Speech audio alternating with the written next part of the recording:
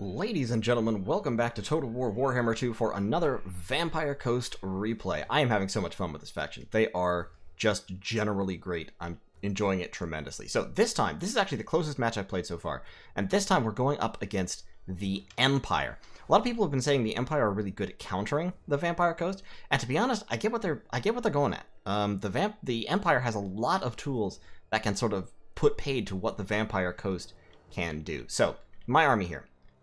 I'm saying Empire, I'm going up against cannons, I'm going up against a lot of crossbows, there's going to be a lot of ranged power heading my way, probably the Hammer of the Witches, I was right in guessing that, so I thought I'm not going to take any big monsters. I did bring Noctilus, but on foot. I brought him for his summon utility mainly, because since he has Captain Roth's Moondial plus the Drowned Dead, he can summon a total of 6 units, which is really, really valuable. I also brought the Wraithstorm, Arcane Conduit, Pit of Shades, Melkoth's Mystifying Miasma, and Invocation of Nehek, plus his various abilities. I have 2 Deck Gunners, 2 Carronades, standard ones, several Zombie Pirate Deckhand mobs with polearms, 1 back in the woods, 2 out in front, 1 on the flank here, 2 Zombie Pirate Gunnery mobs with handguns, 3 of those, 1 standard Zombie Pirate Gunnery mob, and then way out here on a super secret agent mission, I have a unit of Mournguls, a Mourngull Haunter, and a unit of Sirens. Honestly, I haven't been too impressed with Mournguls so far. They're just very, very fragile most of the time. If they get countered, they get countered hard. Mourngull Haunters are pretty decent. My opponent, I'm in slow-mo because this kind of kicks off quick, has a super sneaky vanguard behind me in the woods of Pistoliers and Outriders. Very, very clever. I didn't notice that until way too late. He has a front line of Swordsmen, 3 Crossbowmen behind them, excellent counters to the Vampire Coast.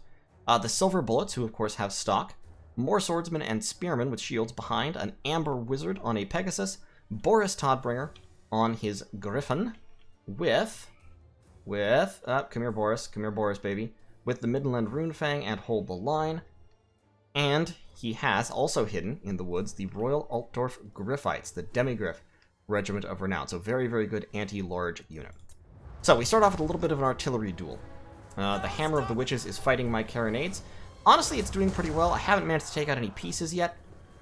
I've done a lot of HP damage, but it does, I think, manage to take out 1 or 2 of my Carronades during this duel. I see this happening, and I'm like, okay, I'm just going to push forward. We're gonna get the units involved, and my Deck Gunners immediately begin shooting at Boris Todbringer in an effort to bring him down.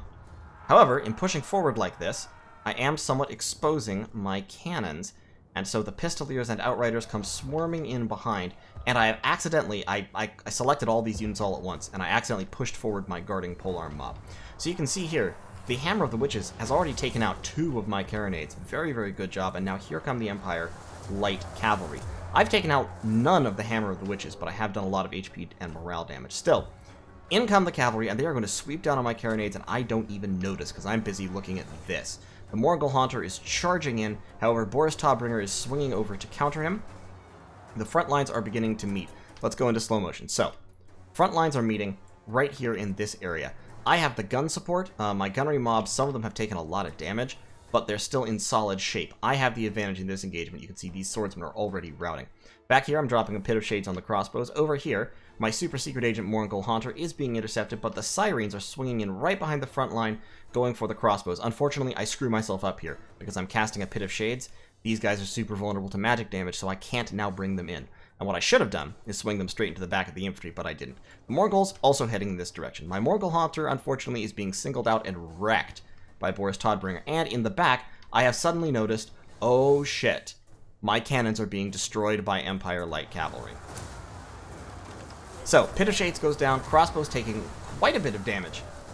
In the back line, the cavalry are charging forward into my unprepared guns, and I'm going, oh shit, what do I do about this? Holy crap, how did I not notice?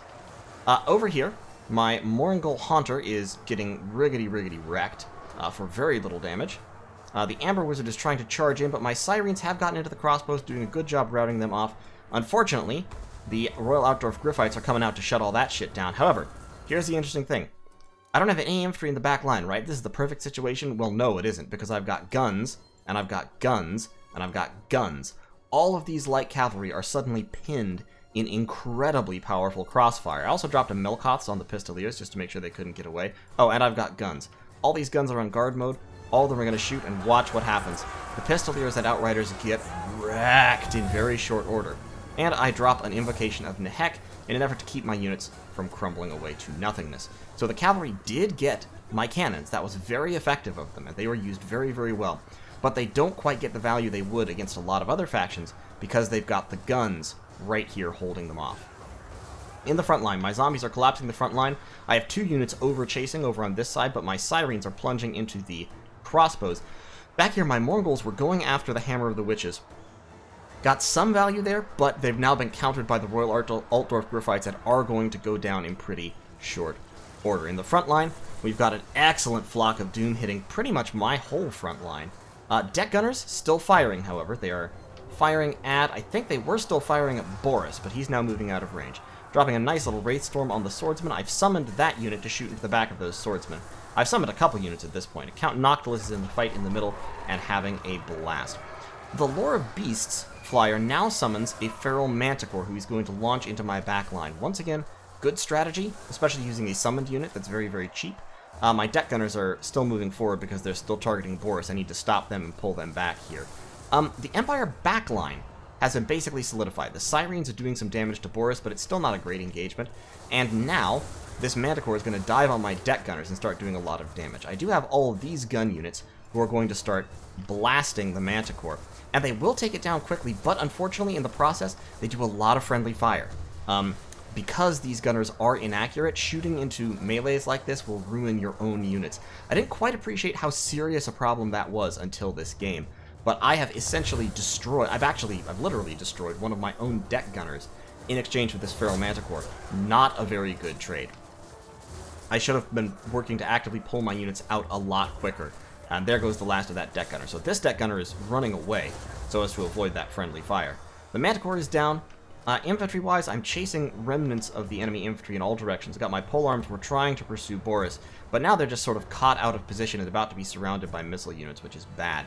And these zombie pirate deckhands, I'm just pushing the enemy back, trying to kind of re-establish control of this zone. But I've got this kind of set up now. Halberd's still pushing. I'm focusing on getting these guys back in line. I do still have 1 Deck Gunner. I still have all three of my zombie pirate gunnery mobs, and I've still got these zombie pirates and those polearms. The Hammer of the Witches, unfortunately, is doing very good damage to my Deck Gunners. And here comes another Feral Manticore. So the Hammer of the Witches definitely earning value. Really needed to take that offline earlier. I'm dropping another Wraith Storm on it in order to damage it more. And I do successfully take out one of the guns. But there's still one online, and we now have the Royal Altdorf Griffites coming in, as well as this Feral Manticore. We've turned our guns on the Feral Manticore, or are about to. But it's going to take out my other Deck Gunner, and that will be a very sad loss. However, at this point in the game, if we assess, we've got scattered, badly damaged Empire infantry all over the shop. We've got my polearms sweeping in from the side to try and take out the Hammer of the Witches. We've got these zombie pirate deckhands locked in combat with spearmen. That's a wet noodle contest that is going to last a very long time. They are debuffed by something. What are they debuffed by? Oh, unbinding. Yeah, because they're summoned.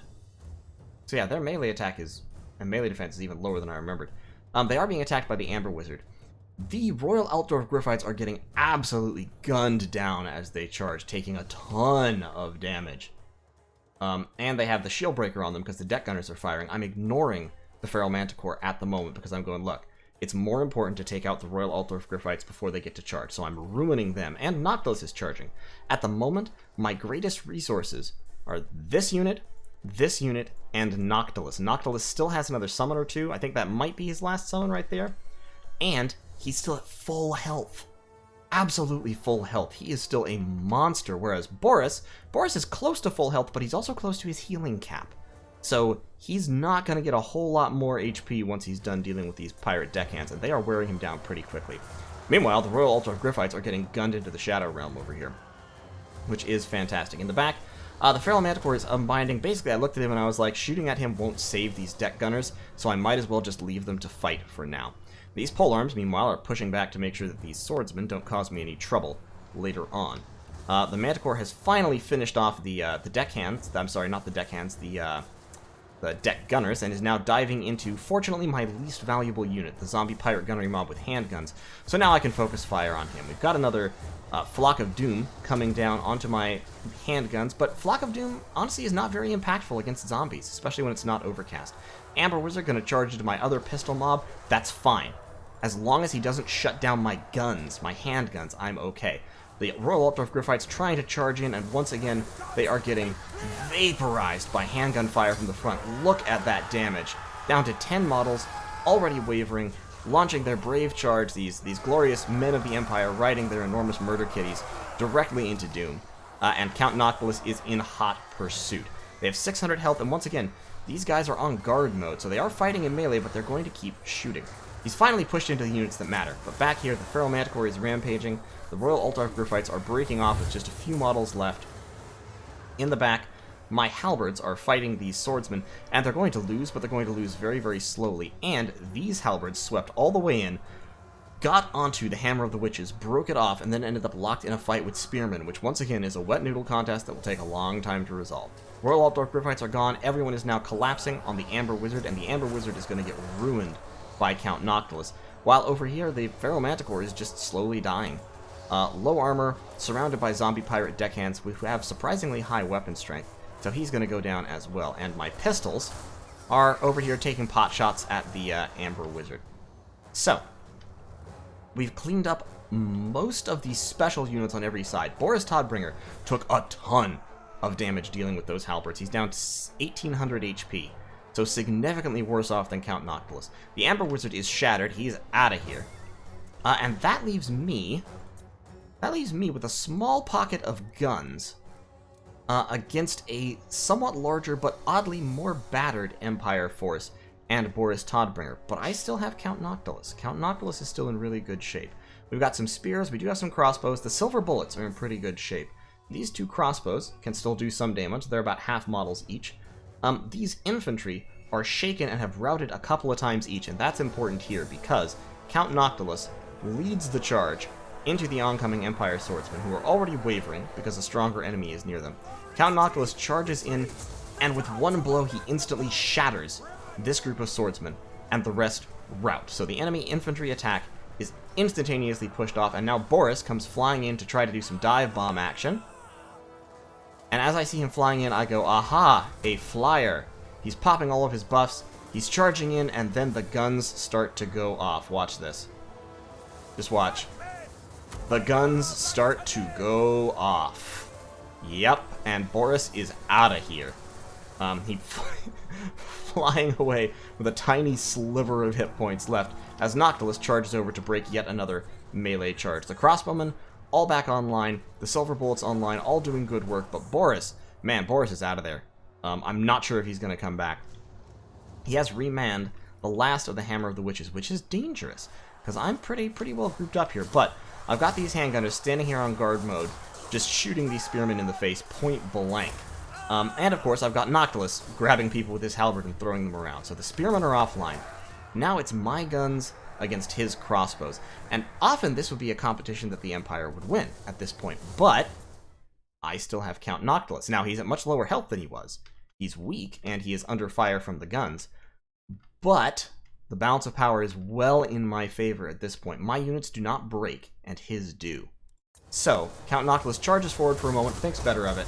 The crossbow's taken some damage from the handgun, so they're going to start falling back. We've got these zombie pirate gunnery mob kind of providing a meat shield at the front. Count Noctilus goes, oh, no, maybe I shouldn't charge those guns headlong. My guns are firing at his guns, doing a pretty good job ripping down the silver bullets. They've taken a few casualties, and here army losses kick in as the bullets start to whiz among the enemy ranks. Whew, that was a good one. And a close one. Honestly, the only things that kept me in that game, especially after I made that blunder with the carronades, if I had kept my defenses back there and managed to protect the carronades from that light cavalry charge, I would have done much better. But, yeah, UID, good job, man. You played that just about right. That was pulled out by the skin of the teeth here. Count Noctilus on foot. Excellent against the Empire, because he's very tough. He has lore of vampires, and he has a ton of summons, two of which are free. So you can easily spam frontline infantry to just hold off the superior state troops and let your guns do the talking. The handgun mobs, excellent work. The Sirens actually did surprisingly well. I wasn't expecting all that much out of them, but they got into those crossbows and they did a lot of work. They held these crossbow kills down, which was what I needed them to do.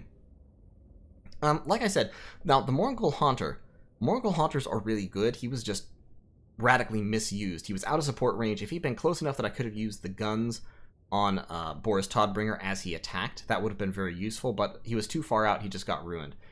The Moringles, I'm still not convinced about them. I need to do more testing. I need to do a little bit more play. They're just so squishy for a unit that expensive. They're like Rat Ogres, but slower. Which for me is not a compliment, because Rat Ogres are a lot cheaper, 200 cheaper, and a little bit faster than Moringles are. And I think, I just don't think, I mean, in the Skaven list, Rat Ogres function as temporary blockers, but the Vampire Coast have Rotting Prometheans to use that, and Moringles have stock. So they're like a flanking unit, but they're too squishy to really flank effectively. I don't know.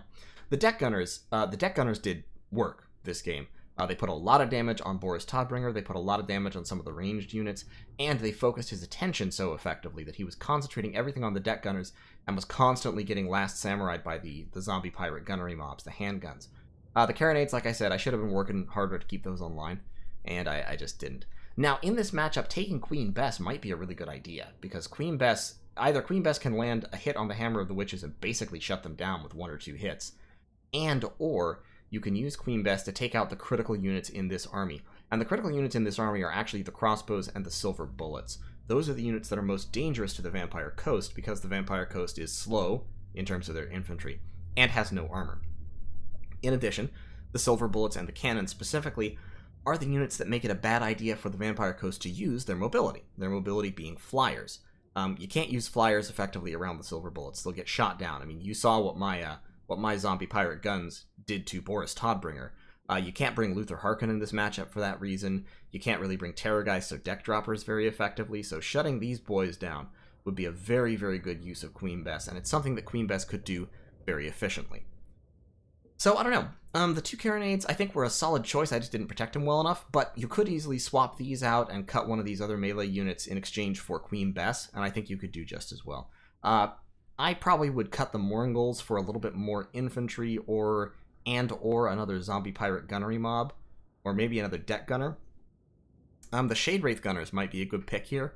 You have to keep them away from the silver bullets, but as long as they're not up against someone with magical damage, they're a lot more resilient than the standard deck gunners, and their bullets over-penetrate, so they do more damage more quickly as well. But in any case, thanks for watching. UID, thanks for the game. It was great. Had a lot of fun. Hope to see you again. And to everyone else, take care. More Vampire Coast content will be coming your way, because I am enamored with these folks. They are really, really cool. Like I said, I like playing Skaven, and the Vampire Coast are basically Skaven, but better. So, in any case, leave a like if you liked the video, and whether you do or not, I will see you in the next one.